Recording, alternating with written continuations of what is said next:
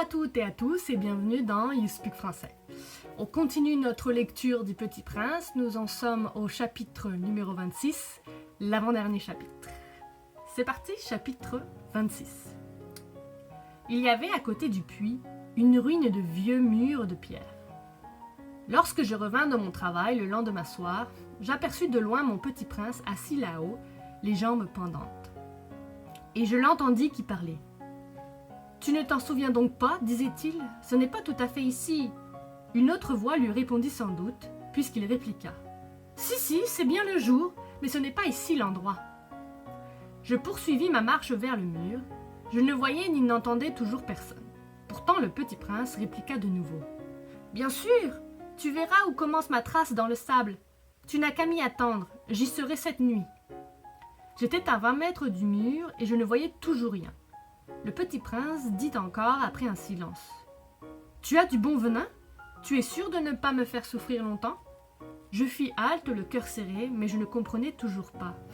« Maintenant va-t'en, dit-il, je veux redescendre. » Alors j'abaissai moi-même les yeux vers le pied du mur et je fis un bond. Il était là, dressé vers le petit prince, un de ces serpents jaunes qui vous exécutent en 30 secondes. Tout en fouillant ma poche pour en retirer mon revolver, je pris le pas de course, mais au bruit que je fis, le serpent se laissa doucement couler dans le sable comme un jet d'eau qui meurt, et sans trop se presser, se faufila entre les pierres avec un léger bruit de métal. Je parvins au mur juste à temps pour y recevoir dans les bras mon petit bonhomme de prince, pâle comme la neige. « Quelle est cette histoire-là ? Tu parles maintenant avec les serpents ?» J'avais défait son éternel cache-nez d'or.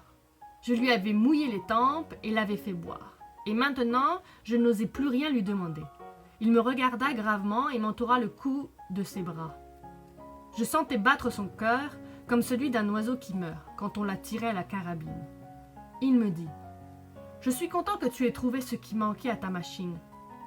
Tu vas pouvoir rentrer chez toi. » « Comment sais-tu ? » Je venais justement lui annoncer que, comme toute espérance, j'avais réussi mon travail. Il ne répondit rien à mes questions, mais il ajouta. « Moi aussi aujourd'hui je rentre chez moi. » Puis mélancolique, « C'est bien plus loin, c'est bien plus difficile. » Je sentais qu'il se passait quelque chose d'extraordinaire.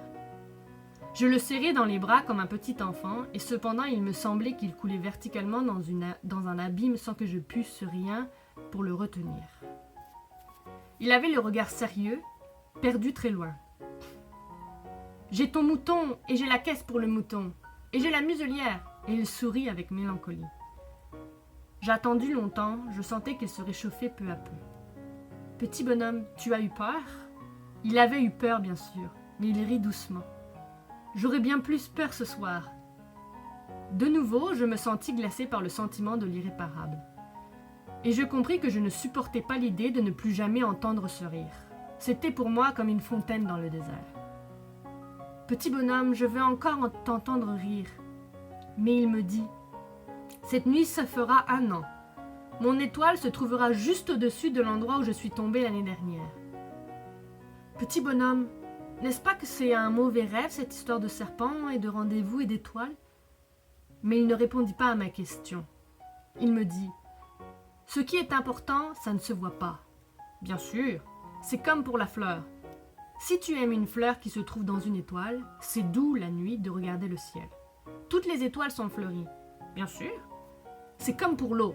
Celle que tu m'as donnée à boire était comme une musique à cause de la poulie et de la corde. Tu te rappelles, elle était bonne. Bien sûr. Tu regarderas la nuit les étoiles. C'est trop petit chez moi pour que je te montre où se trouve la mienne. C'est mieux comme ça. Mon étoile, ça sera pour toi une des étoiles. Alors toutes les étoiles, tu aimeras les regarder. Elles seront toutes tes amies et puis je vais te faire un cadeau. » Il rit encore. « Ah, petit bonhomme, j'aime entendre ce rire. Justement, ce sera mon cadeau. Ce sera comme pour l'eau. Que veux-tu dire ? Les gens ont des étoiles qui ne sont pas les mêmes. Pour les uns qui voyagent, les étoiles sont les guides. Pour d'autres, elles ne sont rien que de petites lumières. Pour d'autres qui sont savants, elles sont des problèmes. Pour mon businessman, elles étaient de l'or. Mais toutes ces étoiles-là se taisent. Toi, tu auras des étoiles comme personne n'en a.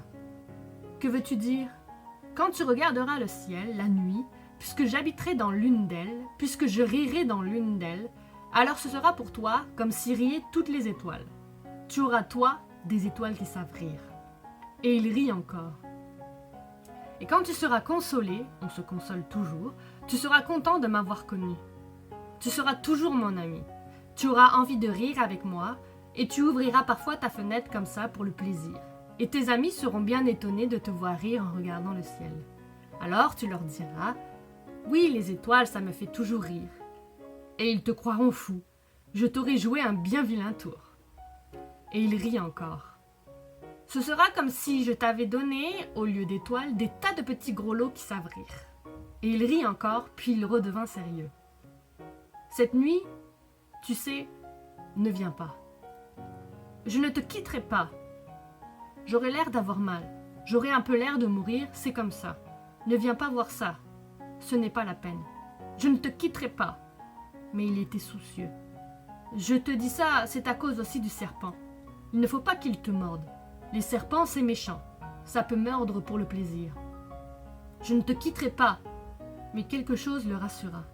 C'est vrai qu'ils n'ont plus de venin pour la seconde morsure. Cette nuit-là, je ne le vis pas se mettre en route. Il s'était évadé sans bruit. Quand je réussis à le rejoindre, il marchait décidé d'un pas rapide. Il me dit seulement « Ah, tu es là !» Et il me prit par la main. Mais il se tourmenta encore. « Tu as eu tort, tu auras de la peine, j'aurai l'air d'être mort, et ce ne sera pas vrai. » Moi, je me taisais. « Tu comprends, c'est trop loin, je ne peux pas emporter ce corps-là, c'est trop lourd. » Moi, je me taisais. Mais ce sera comme une vieille écorce abandonnée. Ce n'est pas triste, les vieilles écorces. Moi, je me taisais.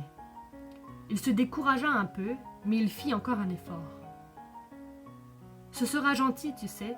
Moi aussi, je regarderai les étoiles. Toutes les étoiles seront des puits avec une poulie rouillée. Toutes les étoiles me verseront à boire. Moi, je me taisais. Ce sera tellement amusant. Tu auras 500 millions de grelots, j'aurai 500 millions de fontaines. Et il se tut aussi parce qu'il pleurait. C'est là. Laisse-moi faire un pas tout seul. Et il s'assit parce qu'il avait peur. Il dit encore. Tu sais, ma fleur, j'en suis responsable. Et elle était tellement faible. Elle était tellement naïve. Elle a 4 épines de rien du tout pour la protéger contre le monde. Moi, je m'assis parce que je ne pouvais plus me tenir debout. Il dit « Voilà, c'est tout. » Il hésita encore un peu, puis il se releva. Il fit un pas. Moi, je ne pouvais pas bouger. Il n'y eut rien qu'un éclair jaune près de sa cheville. Il demeura un instant immobile. Il ne cria pas. Il tomba doucement comme tombe un arbre. Ça ne fit même pas de bruit à cause du sable. Et voilà, c'est tout pour le chapitre numéro 26. Je vous dis à bientôt pour le chapitre numéro 27 et dernier chapitre du Petit Prince. À bientôt.